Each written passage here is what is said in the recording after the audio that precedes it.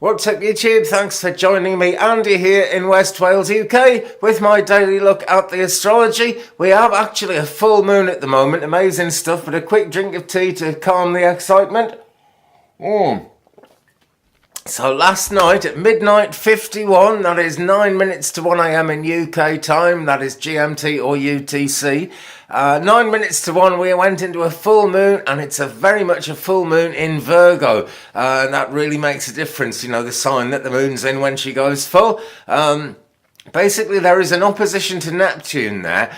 Confusion, there could be deception. Basically, things are likely not to be quite what they seem. Neptune, of course, the ruling planet of Pisces, the psychic side of things, intuition, things that don't make everyday automatic sense straight away, very much get involved when Neptune gets involved. So it's kind of a challenging conjunction, basically, and it's...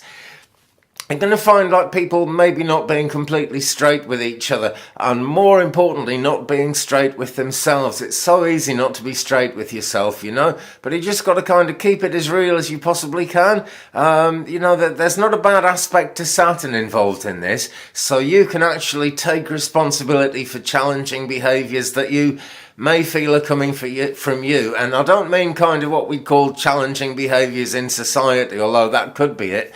We challenge our own behaviour sometimes. We just we get confused as to which plan we're supposed to be living, which path we're supposed to be walking on, and it's always very much our own path that it's about. So hang on to that, and it's not a bad time to work on yourself. Okay, so that is the full moon in Virgo, which is all happening tomorrow at 8:20 a.m. UK time. That's, let me see, 3:20 a.m. eastern side of the United States, and midnight 20 in the western side of the States and Canada.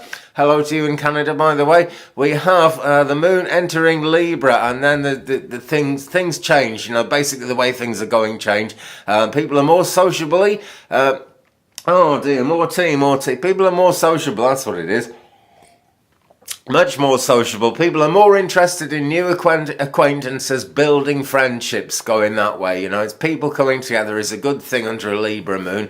You often find a lot of patience as well in Librans generally. And when the moon's in Libra, some of that patience rubs off on the rest of us. It can be a lovely time because when we're not putting pressure on each other, when we're in wait and see mode, which is, you know, very much a Libran characteristic, when we're in wait and see mode, we actually find out what's really going to happen and what really is, you know, life is really all about, rather than just kind of going off on our own one and wondering what's happening there. Okay, so there is the moon alignment. She is 99.8% now, just coming down off full, 0.2% off a full moon now. And as she wanes, it's not so much that the energy wanes, it's more that when we kind of want energy behind us, as the moon's coming up to full, that's great. As she's waning, it becomes more about using our own initiative, and we can ask for obstacles to be taken away, and quite often they are when we do that. I don't know why, but it's a certainly true thing that I have noticed lots and lots of times. Third quarter comes up on the 9th of March at 11:19 a.m. That is the next phase, and then after that it's all the way down until we get a new moon again, and that new moon is coming in, I believe, on about the 17th of March. So we've got a little over a fortnight, 15 days to go till we get to new moon, but that's the cycle. It's always turning. Right now the moon is trine Pluto, so people tend to be moved by strong urges. It's quite important to just let your inhibitions go along with the energy of the moment. It's not all absolutely going to make sense, but most of it will, and it all takes us forward. Sometimes it's good to just be random and let things happen, eh? Not a bad time for that when the moon is trine Pluto. The sun's conjuncting Neptune, so things are a bit uncertain, a bit unspecific, playing in really to that full moon situation and the alignment to Neptune, but it's all there in our own minds and in our own lives. We can work this stuff out. We've just got to be aware of it. And that is what I'm trying to do here, raise some awareness. In the biodynamic cycle, under a Virgo moon, it is a root day in the biodynamic cycle. That's what it is. Anything to do with roots, growing in the garden. Not much is growing in UK at the moment because it's about minus 10,000 degrees Celsius out there. Chicken's water's frozen and everything, so I'm not going to be gardening today. But if you've got anything to do with nature, roots are where it's at. And in spiritual work, I would send those roots down deep into the earth, get that connection going.